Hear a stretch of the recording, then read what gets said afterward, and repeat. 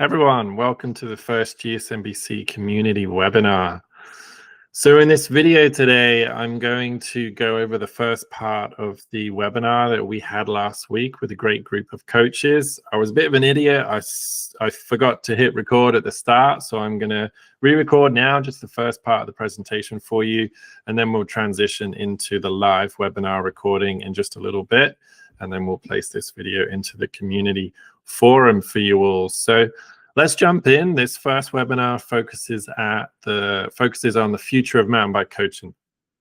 And so really why that matters is we want to try and stay current as coaches, and we want to stay innovative as an organization for GSMBC. So let's take a look at some of the trends we've noticed over the last couple of years. So something we've really noticed, first of all, is the tools that people are using, the coaches are using out there, companies are using, and obviously apps and AI are becoming a big part of the world we live in these days, and invariably that means in coaching as well. So things like rider skills analysis video apps are becoming a much bigger component of teaching, and then things like online or remote coaching.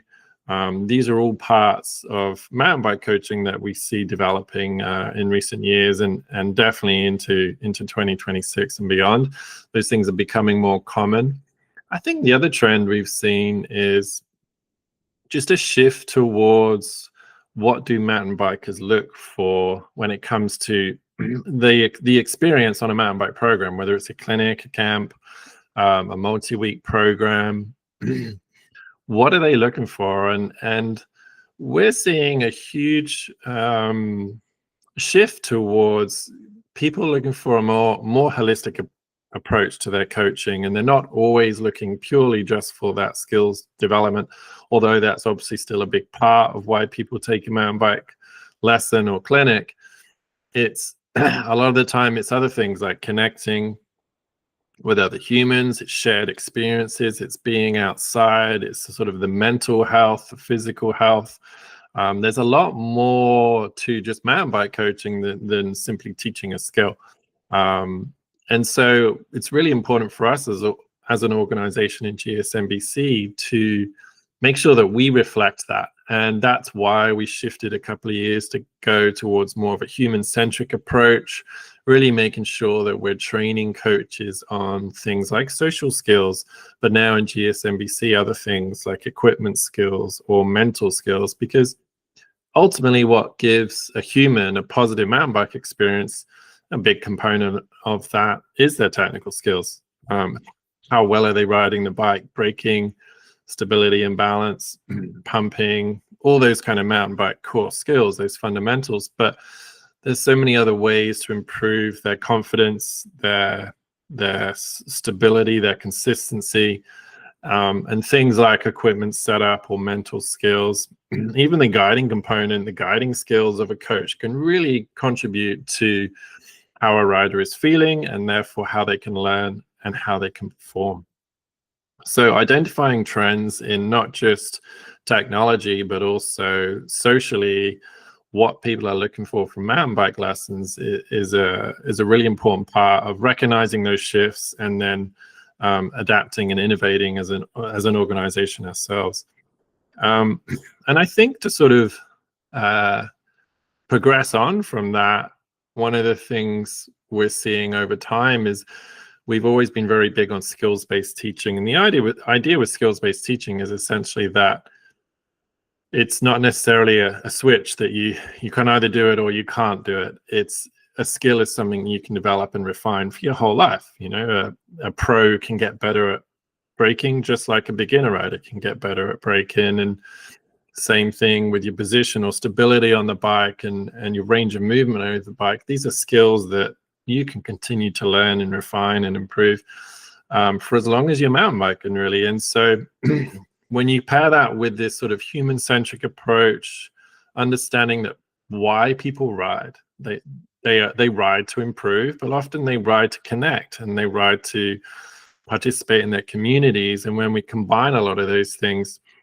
essentially, we're doing a better job of recognizing that mountain biking is a lifelong sport. It's essentially, it's a culture. And so if we're educating riders that this is a long skills progression journey, then we need to be doing the same with coaches. So one of the shifts and our focuses in GSMBC is making sure that we have a system that is more holistic for training coaches, and it's not just the level 1, 2, 3, 4 certification tiers, which are obviously a big part of it and important, but what education and mentorship can we provide between those certification tiers so that we don't just get people taking a level 1 course and thinking, sweet, I'm certified, I'm ready to teach, but instead realizing that I've got my level 1, that's a fantastic tool to get me started on this journey of becoming a professional mountain bike coach. So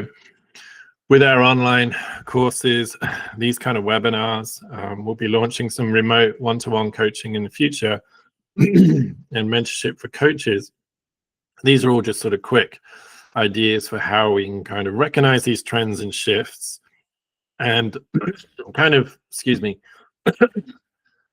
basically try and encourage coaches and riders to pursue this development as a lifelong process and a long-term process, which is really exciting. And I think to speak to this last point on this first slide, GSMBC's role, as we launched in January this year, we've been training instructors and working for instructor training organizations for a really long time. And one of the things we've seen, which either helps or hinders an organization, is its ability to evolve and stay ahead of the curve, because mountain bike changes. Mountain biking is changing rapidly. The sport's still relatively young, but the bikes change every year. Trails are getting better, bikes are getting better, equipment's getting better. The sport, whilst it's a niche, it kind of no longer is a niche. The participation in the sport is huge. The demographic is a lot more diverse.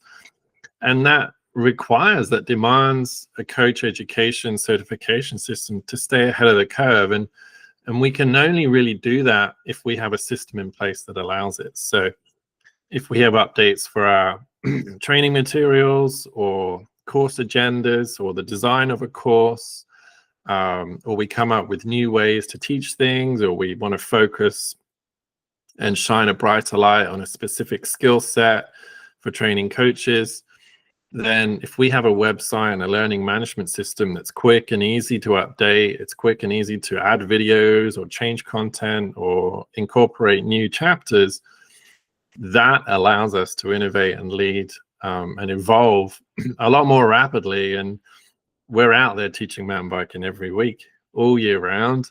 All of the GSMBC mentors and the global education team are doing that. So we're really excited. We're often seeing new things. We're coming up with new ideas. And so we're really excited with GSMBC that the website, the AI tools that we have, the learning management system that we have, it's really allowing us to stay ahead of the curve. And it keeps us really excited too, because now we feel like we just have this outlet and this system that allows us to evolve as rapidly as we want to, and as we feel is relevant and appropriate for the industry. So it's really exciting for us.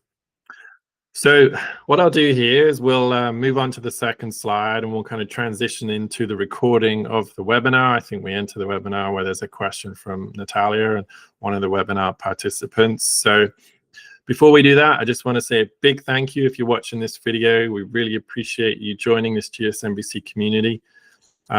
Please share it, please tell your friends about it. And this is the first one, and we're excited to keep improving these, keep making them better.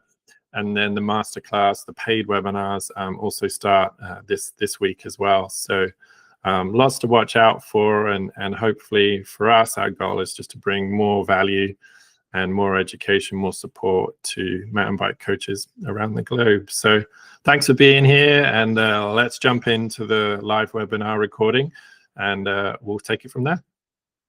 For Natalia, yeah, it's a great question, and it's quite common too. Like, as people either get injured or situations change, they find themselves wanting to keep learning, but they don't necessarily want to keep doing bigger stuff or harder stuff. I was literally having that conversation with a friend of mine the other day. Like we're at a point where I'm not really doing bigger things, but I'm just trying to do them smoother and with more skill, and I'm trying to do them with more consistency. And I also find that as you go through that process, what often happens is you take a trail or a jump that's in your wheelhouse now, or a drop, whatever it might be, and you go through a series of drills or exercises or skill refinements, and you get better at that drop, and then all of a sudden it seems smaller. So then the next bigger feature actually seems no longer as big. So I feel like size and difficulty of terrain is always relative to skill set and mindset. And it's amazing how the skill set, you develop that, you develop the mindset, it can suddenly change really for you, not only what is considered big for you personally, but also risky. So, there's some smaller jumps near my house here that are maybe a bike length and a half from the lip to the knuckle, and I find them actually more dangerous and scary than some of the jumps in the bike park, which are 2-3 times the size. So often the biggest stuff isn't always the scariest stuff. It really depends on how well it's built, how well it's shaped. So I think you're right, though. Overall, we all get to a point where it's like, okay, I'm done going bigger. I just want to get smoother. But it's amazing how if we just keep that mind open to those opportunities, we can still progress. Still plenty of room to progress within the terrain that we're comfortable in. If that makes sense. I guess the question was all about how do you progress your coaching journey if you're not going to go to a level 2 or a level 3. If you're going to stay in level 1, but you want the content to be able to give people more nuanced feedback or more to work with without building the skills, like the advanced skill level. Yeah, I mean, that's good to bring back to the coaching, but I think that there is always a ceiling in some ways, that like at some point you've got to be looking after yourself, and the coach, for you as the coach, if your students are riding this gnarly black trail and you don't want to ride it, there's obviously a limit there. So you will at some point, all of us do, we kind of find a ceiling where like, okay, I can coach up to this level because I'm not safe to ride that feature, or I'm not comfortable riding that feature.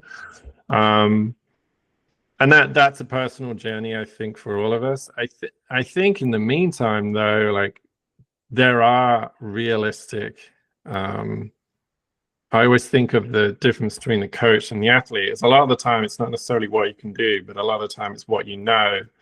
And, I always used to use this in the snowboard world, but if Shaun White's coach was as good at snowboarding as Shaun White, he'd just be competing with Shaun White.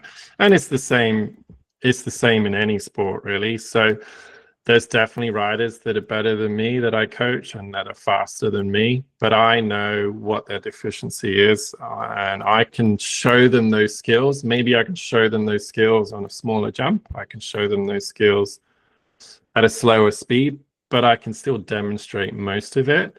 I think after the level 1, between the level 2, I think there's still scope for most people, regardless of your situations, to still progress, to get to a point where you can teach jumping, you can teach drops, and being careful of not putting a ceiling on yourself.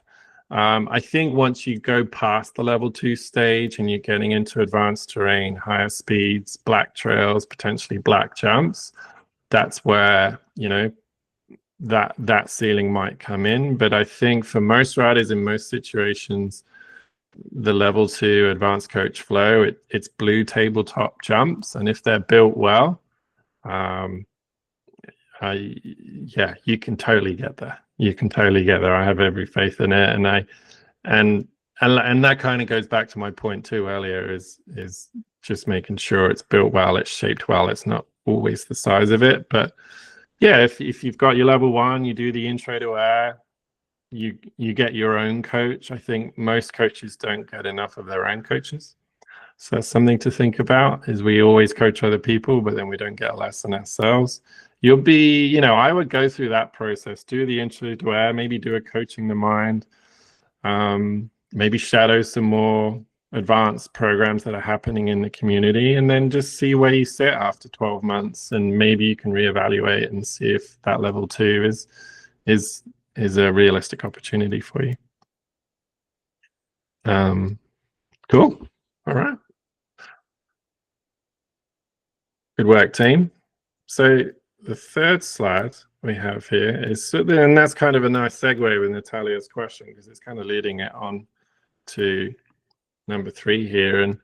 And what we want to kind of focus on here is personalized development and rider success for you all as coaches, and thinking about how we can basically set a plan for the next little bit here, 6 to 12 months, and turning your learning into some real impact. So whether that's improving your riding, just you're more comfortable as a rider for yourself, like we were just touching on, or whether it's improving your riding so that you can take that information, that knowledge, that experience, and translate that into your coaching sessions. And I think sometimes it's important to say the obvious stuff, right?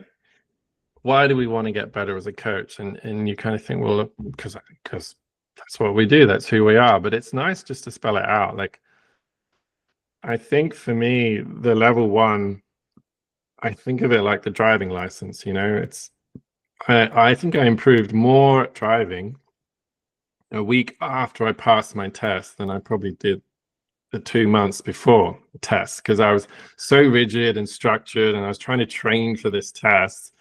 And then I was essentially, after I got my license, I was free, and A, I could get way more mileage, and B, I was a little more relaxed, and it just helped me. It really helped me to continue that learning and to see how much more I could learn. So in terms of, you know, why do I want to improve as a coach? I think a lot of it boils down to passion and motivation, because those 2 things are what fuel our energy in a lesson and our engagement with our students. And they feel and hear and see that regardless of whether we're talking about it. So our passion and our motivation is key. And I think that really speaks to, you know, why do I want to get better? Because if I want to get better, that means I love mountain biking. That means I want to improve, which means I love learning. And those are the exact same things your students are looking for. So if I don't want to improve my riding and I don't want to keep learning, then how can I expect my students or my athletes, my kids, to do the same, right? So just going to take a little second here. I just saw a question pop up. No, yeah. That was just me, Paul. Yeah. A comment to Natalia.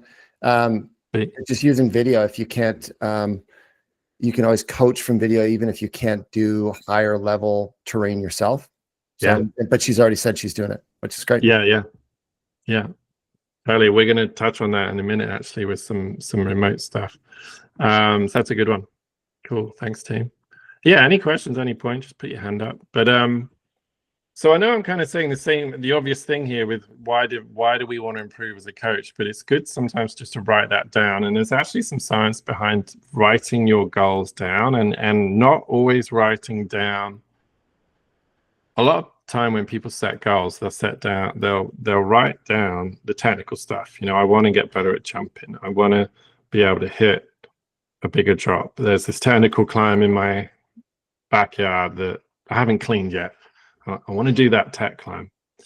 But really, for me, that's what you want to do. Why do you want to do it?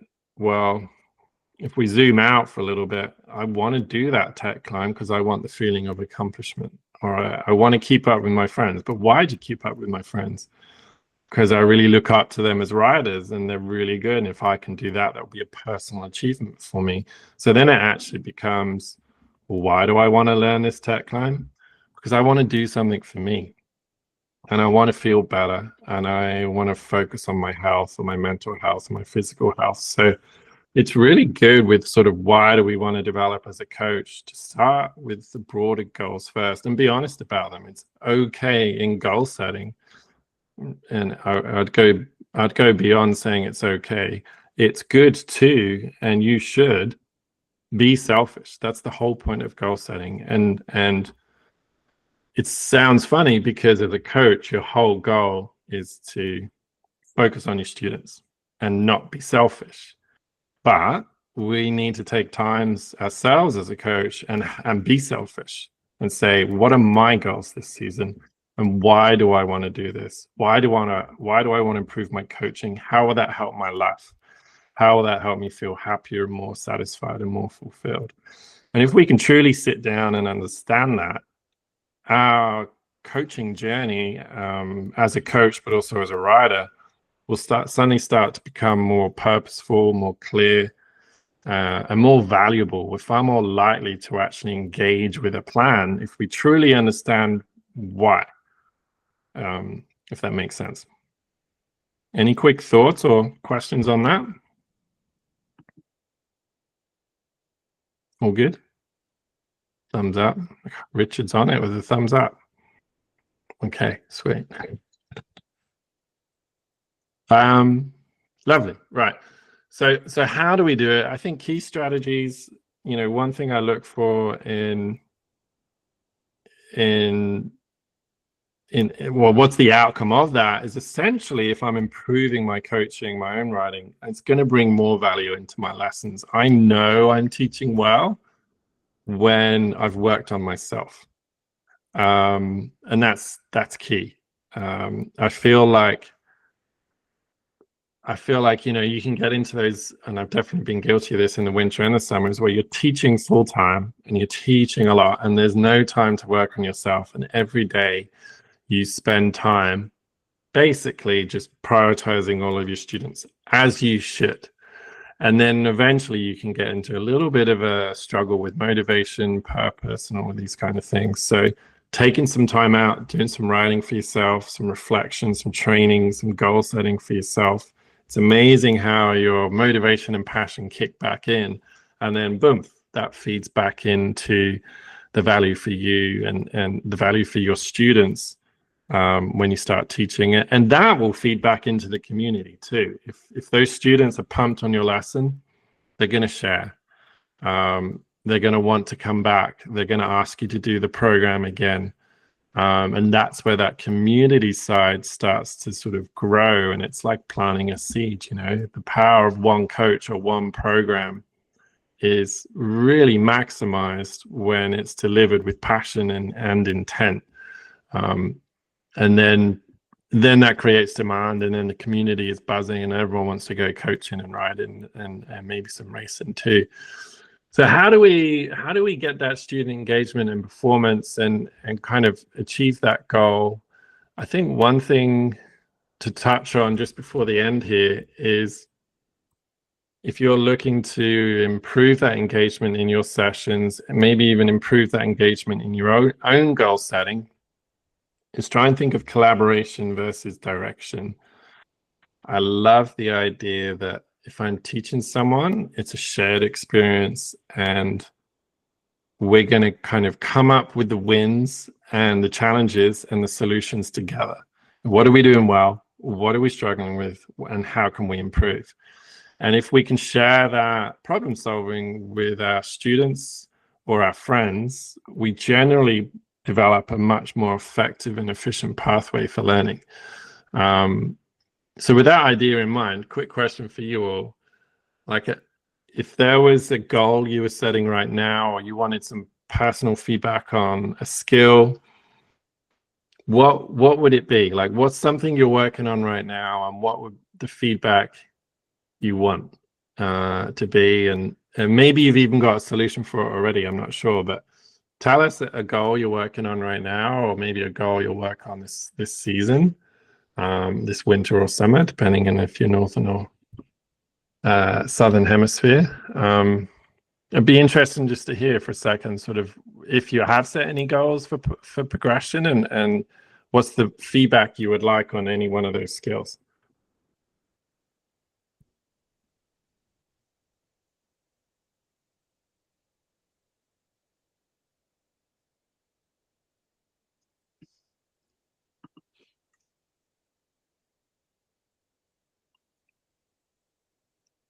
You can also just unmute as well if you like and jump on. Consistency on jumps. Classic. I love that one. Jumps are so fun.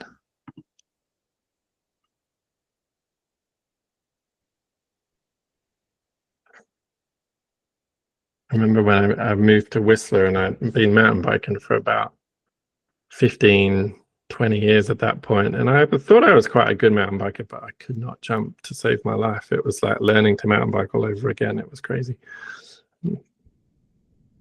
Regress from level 1. Working on bunny hops, manuals. Okay, cool. Improve my ability to analyze body positions. Okay, cool. So what I like that about Jen's is she's thinking as a coach. She's setting a coaching goal. She wants to improve her ability to analyze body positions and to give feedback to new riders. So that's cool. And what I often find with coaches at all levels, but I would say especially sort of level 1, level 2 coaches, is a lot of their goals are still very much riding based. But always in your planning, try and set both. You know, if I'm going to be working on consistency on jumps, then maybe pair that with a coaching goal at the same time. I'm going to work on consistency on jumps, and I'm going to set a goal of analyzing the press and absorb and the timing of the press and absorb over jumps, or whatever it might be, the point of commitment or the body position through the jump. Try and pair that up. You know, I've got, there's another one here I noticed with Dale working on bunny hops and manuals. So perfect. I love that. Those two are like the meat and bread of advanced mountain bike riding and technical mountain bike riding. If you can do a bunny hop and a little manual, it's a wonderful skill building tool for lots of other things. But pair that to a coaching goal. So what, you know, I want to get better at understanding those skills and the biomechanics within those maneuvers, or I want to get better at maybe breaking those down into some simple what, why, hows to explain these to other people. So that would be one little thought I would just sort of have on the side, is always pair those riding goals with a coaching goal. And more often than not, that kind of, they sort of feed off each other and they help each other too. If I think about it through the lens of a rider, I'm only ever looking at that thing I'm trying to learn in one way. If I look at it through the lens of a rider and a coach, I'm learning the same thing, but through different lenses, I might find different solutions or different ways to approach it or look at it. Learning car park jibs with busted elbow. Oh, Baden, that doesn't sound too good. Probably the solution there is to fix the elbow and then go relearn some car park jibs. But getting better at analyzing and giving feedback on jumps and drops. I think the analysis part is often a common goal for coaches, and that's partly why, you know, we're working on some remote coaching programs coming out soon, which are essentially training programs for coaches. And we're partnering with Apogee and Sports Sense to be able to improve your analysis skills, your coaching skills, your understanding of the riding skills as a coach. And I think bringing technology and apps into coaching is definitely a trend, definitely a shift in the sport and the coaching of the sport, and trying to educate coaches how to use them in lessons, how to use them for themselves. That's definitely a big focus of GSMBC, and I'm looking forward to that because we've got some really exciting things coming out with Sports Sense. They're a smart team, and they're developing the app pretty much on a weekly basis, which is really exciting. I just saw some of the new updates they've got coming next month, and it's fantastic. So I would consider the Sports Sense app now, as good as it is, it's sort of like it, in a way, compared to what they've got planned for the end of this year and next year, it's it's a simple version of what we've got coming, put it that way. My goal is to get more involved with the local community and find ways to get more coaching time during winter downtime. So that's a cool one from Chris. That's more of like a social goal, is how to share the coaching, how to get out into the community, how to raise the profile of coaching. I think that's one big mission for us. It's on our website. It's one of our kind of mission statements, is to try and raise the profile of coaching, because as one of you mentioned earlier, in Australia, like sometimes it's, you know, we all coach and we all mountain bike, and we get the link and the value of coaching, but just because we get it doesn't mean everyone else gets it. And that's a big goal for us, is to keep educating the mountain bike industry in the value of lessons and the value of a good certified coach. And then what that can do, sort of broadening and stretching that out, and what that can do for your community. Cool. So with that in mind, bit of an action plan. Wins, challenges, solutions. We kind of mentioned that. So whether it's tonight or the weekend, just write some stuff down for this. For those of you in the Northern Hemisphere, you know, we're going into winter, right? So depending on where you are, it's going to be darker, rainier, maybe snowy. You're probably going to ride less, but it's a great training time, as and when the weather allows. And for those in the Southern Hemisphere, you're obviously coming into spring, depending on where you are in Australia. You either ride less in the summer or more in the summer. I know around Brisbane, you ride a lot less in the summer. But the idea here is just to reflect. What have you done really well? And again, there's some science behind it, but it's really important to reflect on what you're doing well before you come up with a plan of what to improve. Because if we're always focused on going bigger, going better, it starts to create a culture and a habit of never really accepting our progress. And that's where we can get coach fatigue, learning fatigue. We can create negative learning environments without meaning to. As a part of your action plan and goal setting should start with, you know, what have I improved this year? What have I got better this year? What challenge did I overcome this year? What are my wins? It's huge, because then you actually understand, where are you starting from? So that's kind of why I started the presentation tonight on, like, what's the state of play right now? Where's the industry at?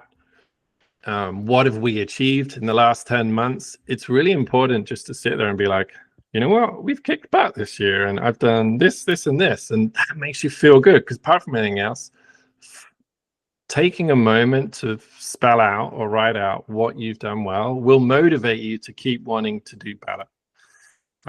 So write down the wins, write down some of the challenges, and that's all they are. It's not negative. It's just, what can I do better? For me, I can do better at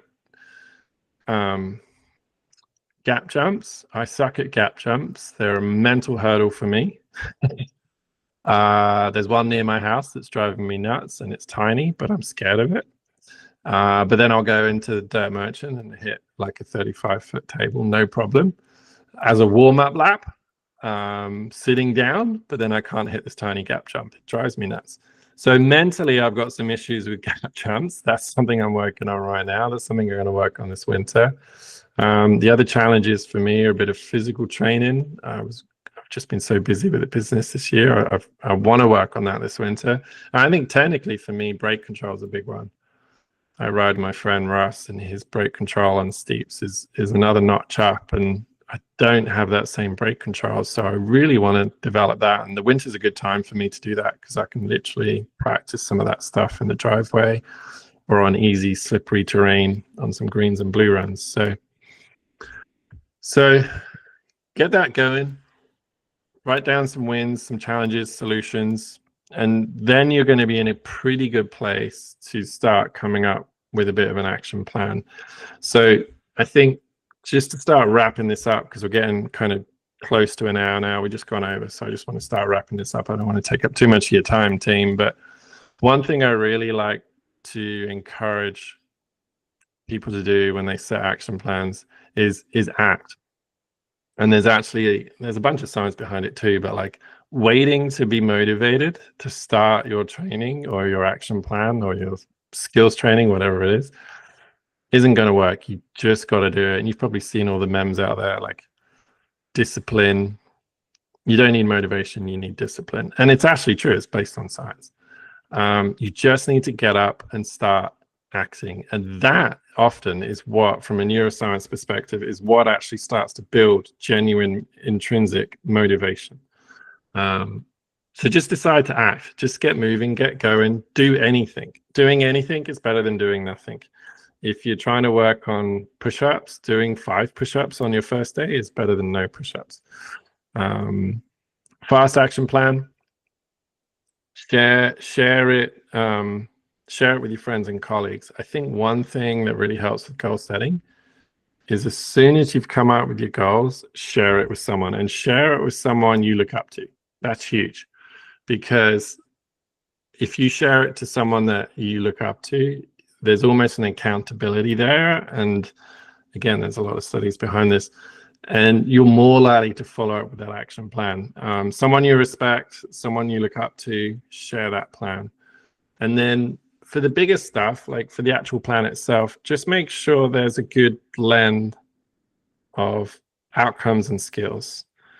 Outcomes are the whys and the skills are the hows. Why do I want to learn my bunny hops? Or why do I want to get more consistent at jumping? Yeah, it's to develop a skill, probably. But why do you really need, none of us need to learn to jump.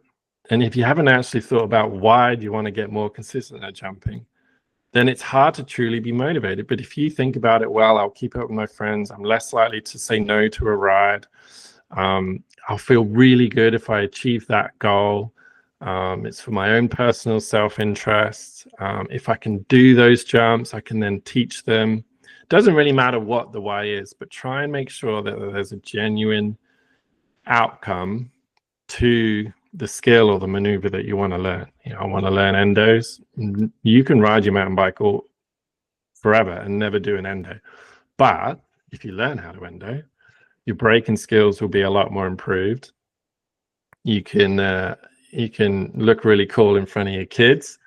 There's so many advantages to it. The biggest one is confidence on the front of the bike, learning how to control and react with your weight and power going into the front of the bike. That is a massive mountain bike goal, especially for technical terrain. And so for me, largely why I like to improve my braking skills is confidence, so that when I'm in technical terrain, I'm more relaxed and I enjoy it more, and I'm more likely to go on rides when my friends say, hey, do you want to go ride this really gnarly trail? And I'm like, okay, that's cool, I can handle it. I get quite a bit of anxiety when I go on group rides because I'm not sure where they're going to go, and I'm worried that I'm going to be in a situation where I'm on a trail I'm not comfortable with. So sometimes a lot of my skill development is just based on, I want to be more confident to go out and connect with people on a bike and not worry about where we're going or who we're riding with. And that's really got nothing to do with biking. That's just life skills. That's just me connecting with other humans. And in my community, a lot of people connect through bikes. So always trying to come up with a genuine outcome is a really important part of your kind of mountain bike skill progression plan, if you like. Cool. So let's wrap it up there. I just want to see, offer a few minutes here if there's any questions, any takeaways. What did you notice? What did you learn? Any further questions?